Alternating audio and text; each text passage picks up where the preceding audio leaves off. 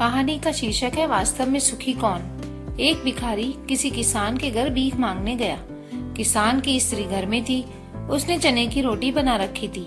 किसान जब घर आया, उसने अपने बच्चों का मुख चूमा। स्त्री ने उसके हाथ पैर धुलवाए। उसके बाद वह रोटी खाने बैठ गया। स्त्री ने एक मुट्ठी चना भिखारी को डाल दिया। भिखारी चना लेकर चल दिया।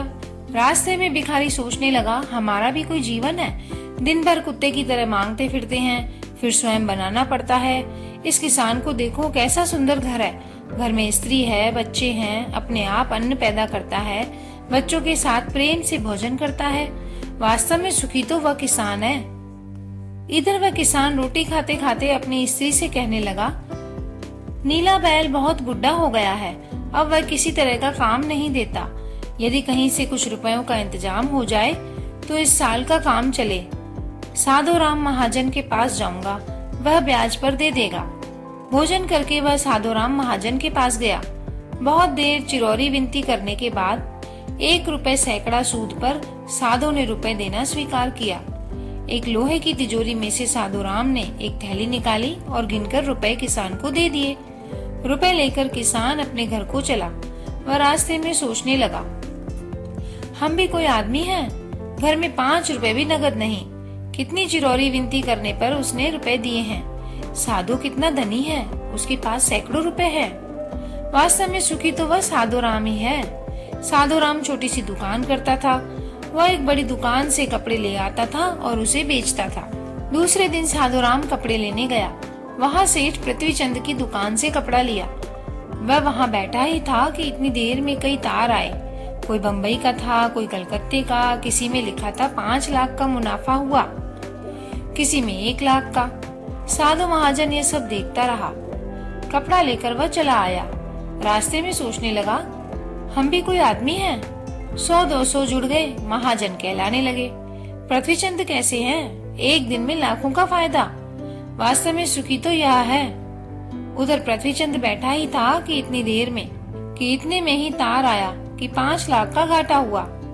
वह बड़ी चिंता में था कि नौकर ने कहा, आज लाट साहब की राय बहादुर सेठ के यहाँ दावत है, आपको जाना है, मोटर तैयार है।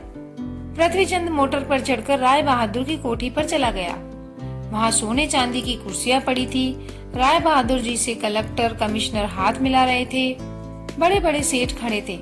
वहाँ पृथ्वीचंद सेठ को कौन पूछता। वे भी एक कुर्सी पर जाकर बैठ गया।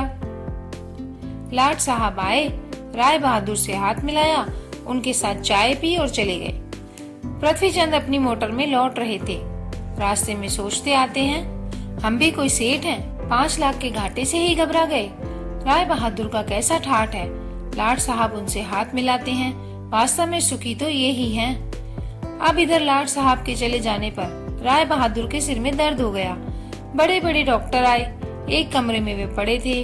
कई तार घाटे के एक साथ आ गए। उनकी भी चिंता थी। कारोबार की भी बात याद आई। वे चिंता में पड़ गए थे। तभी खिड़की से उन्होंने झांक कर नीचे देखा। एक भिखारी हाथ में एक डंडा लिए अपनी मस्ती में जा रहा था।